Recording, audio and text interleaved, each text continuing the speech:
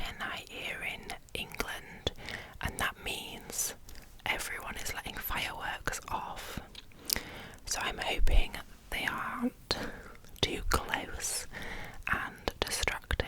But so I did manage to read 6 books in October, which is a really good amount for me. Definitely more than I have read in a month in quite a long time. So let's jump in to the books.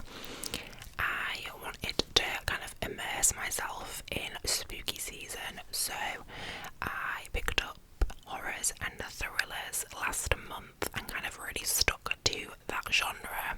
And there is a 5-star read in tonight's little wrap-up, so that is always great.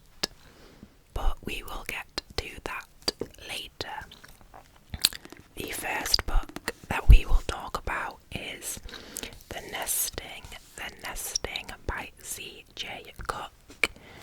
I have read one other book by C.J. Cook, which is The Lighthouse Witches, which I always recommend around this time of year, and I really enjoyed her writing, so I picked up The Nesting, which follows Lexi, who is a girl that is a bit lost, and she ends up becoming a nanny under some kind of dubious terms for this guy called Tom over in Norway. So it is based in Norway in autumn, so immaculate vibes. And basically in this house where she is staying, lots of strange, unexplainable things start to happen. And one thing I will say about C.J. Cook is she manages to get like the gothic atmosphere just like perfect. She's so good at writing like eerie locations. It really, really makes you feel like you are in that location, that environment. So that is one thing C.J. Cook does really, really well. I gave this book, I think, 3.5. I really enjoyed the writing, like I said, and I really did enjoy the story as well. I wasn't overly keen on the ending, but I still enjoyed it. It was one that kept me thinking about it for like a few weeks after reading it, and it's definitely made me want to pick up more of C.J. Cook's writings. I'd like to maybe read like all the novels that she's published, because I do enjoy her writing. She also explores kind of different folklore, which is, I think, quite apparent in all of her novels. Well, the ones I've read anyway, and I think she does that well as well. So I did get through this quite quickly. Her writing is just so easy to consume, and I think she has some really good original ideas. There was definitely times throughout this book where I felt very unnerved, for sure. So this is a perfect book to pick up in autumn. It doesn't have to be in October. I think this would be a good one to read in November and coming into the winter months as well. So that was the first book that I read in October. The second book that I read in October was Among the Living by Tim Lebon. This is one that I borrowed from my mum. I wish I could do more tapping throughout this video, but I have no nails on, so this follows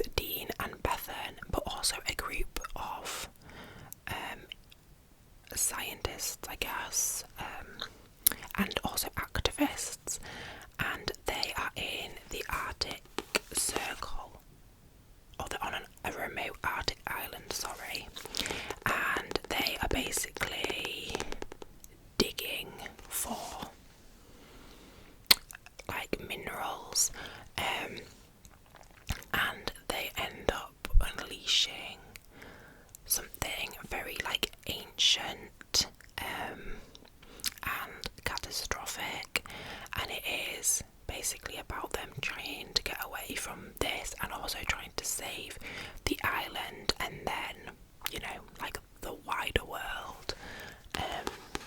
This was written after the pandemic, so I can see some influence from that kind of situation. So this started off really, really good. Honestly, within the first like 50 pages, I was scared, like genuinely scared of some of the descriptions of the things that were happening in this book, and I was thinking, wow, this is going to be like a really good horror.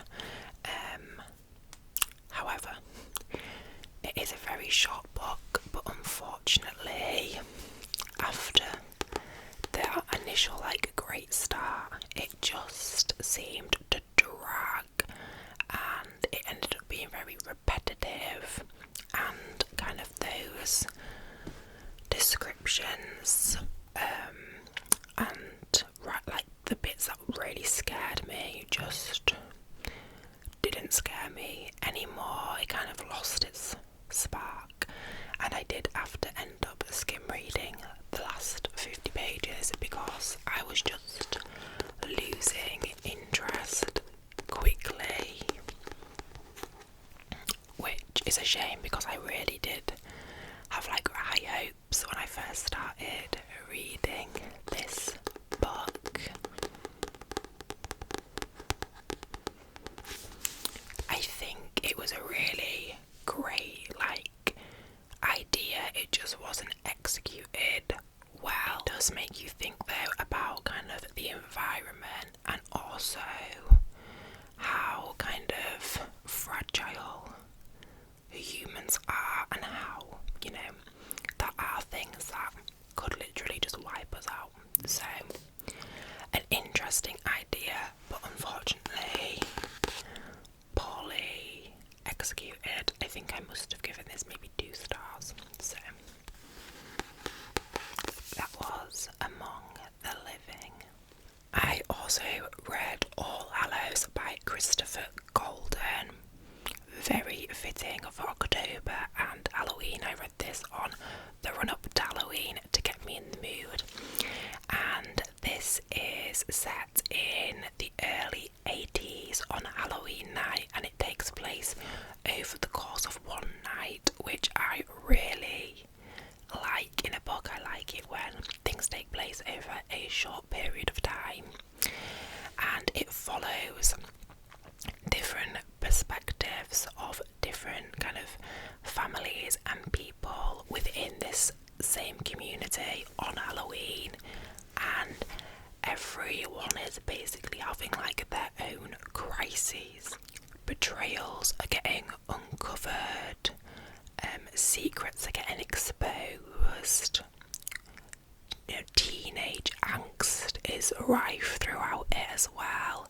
Families are falling apart, and whilst that is happening, there is also these children who are dressed in very old kind of vintage Halloween costumes, and they are kind of trying to get people's attention, saying that they are trying to hide and run from this person called the Cunning Man. And I gave this 4 stars. I think it must have been at least 4 stars. I really, really enjoyed this book. I thought the idea was great. There were some great twists in it. I kind of did guess the twist towards the end, but I still enjoyed kind of like that anticipation and the run up to it. I thought it was very well written. It kind of like gave me Grady Hendrix vibes in some sense, which I do really like Grady Hendrix works. We will talk about one of his books soon. But this is definitely one that I would recommend for October. I just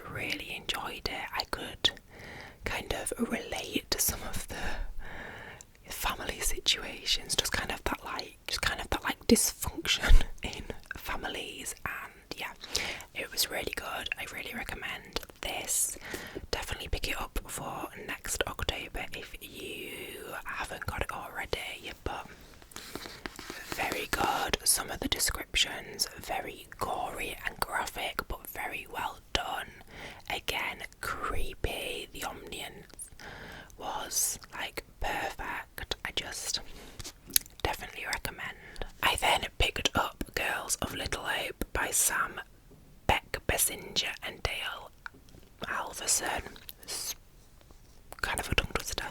I've had this on my shelves for like over 2 years now, and it basically is about these three. I think this is set in the 80s as well, it might be the 90s, and it is about these three girls, Donna, Ray and Kat, and they go into the woods one day and only 2 of them come back, and it is about them trying to find what happened to their friend Kat. They don't seem to have any memory to begin with, and they basically try to go back to the place where they were the night she went missing to kind of like uncover the secrets of what was happening, and it gets a little bit supernatural as well, which was unexpected. I thought this was going to be kind of your generic like missing persons book, but it does delve in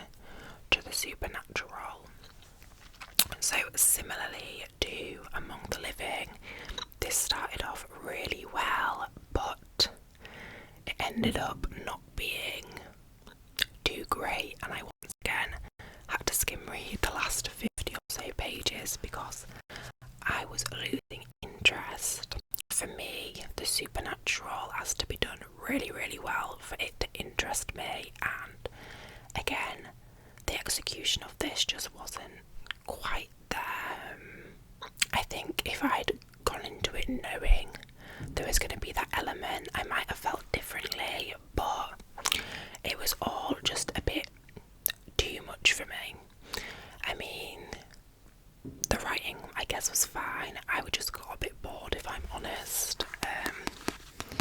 So definitely not my favourite by any means. I think I gave this 2 stars as well, but I am glad that I got around to it because it has been sat there for a while. I also read Horrorstör by Grady Hendrix. I have read maybe 4 other Grady Hendrix books, so I'm slowly making my way through all his novels, and I hadn't picked this one up. It is set up like an IKEA catalogue, which I love. I love that, very creative, but it's basically about this furniture store called Orcs, and which is very much like IKEA, and strange things keep happening overnight in the store. So one night some employees have to stay behind to kind of see what is happening, and someone actually commented when I hauled this in a recent hauls in that they only gave it 2 stars. So I think when I went in with low expectations, but I actually ended up loving it. I think I gave it 4 stars, and it is actually one of my favourite Grady Hendrix books that I've read. Like, definitely one of my favourites. It's really short. It's only like 230 pages, but I just thought it was really, really good. It was, you know, scary whilst also being kind of like funny in that classic Grady Hendrix where he always has some like really good humour in there. Lots of kind of like relatable anecdotes in throughout, which can come across, I guess, as depressing, but they're just so realistic that it's funny. And the horror elements I thought were really good, and the story was original. Some gore in it was definitely very descriptive, and I just remember reading this one night when I was by myself. The kids were in bed and I was like genuinely scared. My partner wasn't here at the time, so I was like, I'm actually like the first line of defence here. So, and I think that's what you want from kind of like a horror book, is to feel unnerved, and this definitely made me feel that way. So I really enjoyed this. I thought it was really well written. It was great because it was super short and I just really enjoyed it. So definitely a recommendation from me. So on to the 5-star read. And I loved this book so much. Again, another that has been sat on my shelves for years, like 2 or 3 years, and that is The One by John Mars. I actually picked up this book like years ago because I'd seen so many good reviews about it, and I don't know why I haven't picked it up sooner, but I just thought now is the time, and I'm so glad I did, because this is so good. I gave it 5 stars. It's basically set in like this dystopian society, in a way where there's this kind of dating site. It's not a dating site, but it's a site where it matches you with the one based on kind of like, I think you send in your blood, and it's basically where there's only like 2 people in the world who have like the same certain gene or something, and that's meant to be your soulmate. And it has multiple points of view, so we get kind of the view of multiple people who have been like used the site and got their match, and it is just a ride, honestly. The twists throughout each person. Sometimes I think in thrillers, when there's too many twists and turns, it's like not a good thing. But because we're following multiple people's views and they're like not really related, having twists for each of them is like fun, and it was just so good. And there was times where I was just like jaw on the floor. It was really like original, well written. It kept me on my toes. I like read it so quickly. Oh my god, there's so many fireworks going on, and I just had like so much fun reading this, and it really does make you think as well. This is definitely one that I would like send to people to read, because I just think it's so good. It's so good. It's like, I guess, like a dystopian psychological thriller, and I loved it. It was my 5-star read of October, and also one of the best books I've read this year for sure. So definitely pick this one up. So those were all the books that I read in October. Thank you for joining me for this video.